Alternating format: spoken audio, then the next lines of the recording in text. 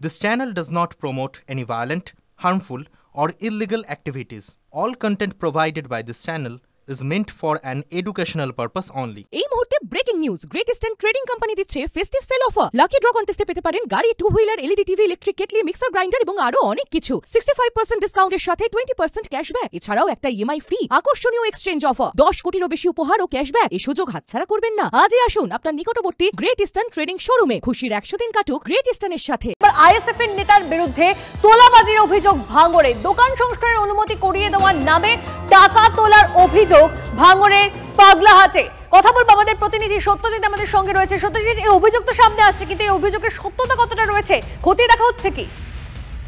চন্দনেশ্বর থানার পুলিশ আধিকারিকরা ইতিমধ্যেই সেই অভিযোগ খতিয়ে দেখছেন, ততটাই আমরা কিন্তু জানতে পারছি। কিন্তু যে গুরুতর অভিযোগ তানভীর মল্লিক অর্থাৎ ব্যবসায়ী তিনি করেছেন, যে এলাকার আইএসএফ নেতা রাহুল মোল্লা সে পুলিশে পারমিশন করিয়ে দেওয়ার জন্য তার কাছ থেকে একাধিকবার টাকা নিয়েছে বলেই কিন্তু সে লিখিত অভিযোগ দায়ের করেছে।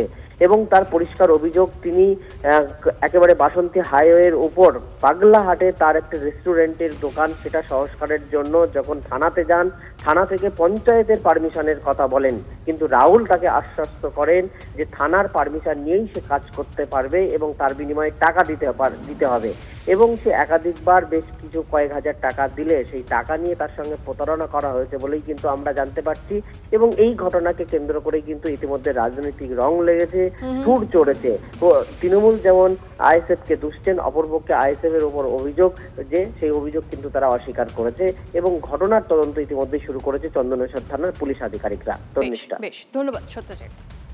রাহুল নামে যে আমাদের আইএসএফ এর যে বলছে নেতাটা, সে নেতা নাকি তাদের পুলিশের নাম ভাঙিয়ে টাকা নিয়েছে আমার কাছ থেকে, কিন্তু তাদের কাছে পৌঁছায়নি, প্রথম কথা। দ্বিতীয় কথা, এইভাবে আমাদের কাছে টাকা নিয়ে ফোনও তুলছে না, আমার রিসিভ করছে না, কোনোভাবে করছে না।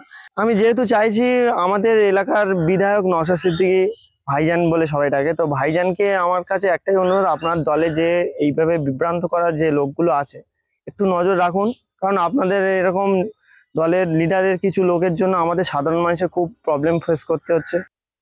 অভিযোগ করে থাকে তাহলে নিশ্চয়ই থানা থেকে কোনো বাড়িতে কোনো সামান আসবে থানা থেকে, সেটাও এখনো পর্যন্ত আসেনি। আর যে ব্যক্তিটা এই কথাটা বলছে, সেই ব্যক্তির একটু পিছনে তাকালে দেখেছি রাজ্যের মুখ্যমন্ত্রী তাকে সার্টিফিকেট দিয়েছে যে তুই বোমা বাঁধিস। দ্বিতীয় কথা, এই রাজ্যের হিউম্যান রাইটস কমিশন তাকে নটোরিয়াস ক্রিমিনালের আখ্যা দিয়েছে, তারা সার্টিফিকেট পর্যন্ত আছে। সেখানে দাঁড়িয়ে থেকে এই শাসক দল বিরোধী দলকে কোনো রকম চাপতে পারছে না, এসব মিথ্যে অভিযোগ দিয়ে চাপার চেষ্টা করছে। কিন্তু এতটুকু মেসেজ দিয়ে রাখি, এই যে ব্যাপারটা নিয়ে এত কিছু হচ্ছে, এটা পুরো ভিত্তিহীন। রাহুল একটা মস্ত সমাজ বিরোধী নেতা, ওর নামে কতগুলো খুন, কতগুলো মার্ডারের কেস আছে তার ঠিক ঠিকানা নেই। আসলে নওশাদকে এদের রাখতেই হবে, কারণ এদের থেকে তোলা না তুললে প্রতিদিন 27,000 টাকার কাঠ পোড়াবে কি করেও।